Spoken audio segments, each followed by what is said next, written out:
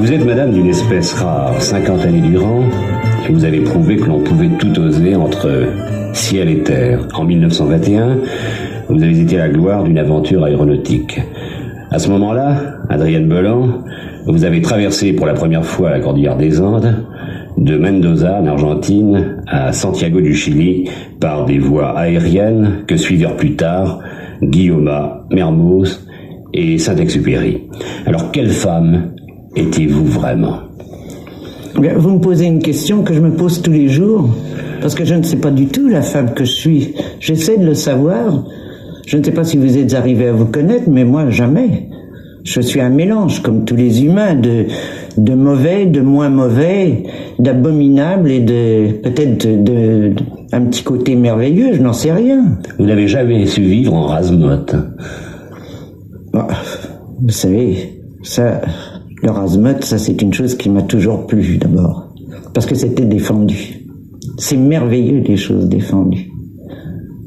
Vous avez toujours fait des choses qui étaient défendues? Ah, toujours. Moi, j'ai pas de principe. On prétend que je suis amoral, c'est possible, mais vous comprenez, déjà très jeune, j'ai compris que les principes, on vous foutait des principes pendant plus de 20 ans, on met plus de 20 ans à les perdre, et après la vie est, elle, en partie passée et foutue. Alors moi, dès le départ, j'ai fichu ça en l'air. Mais on dit à Adrienne Belland, une pionnière de l'aviation.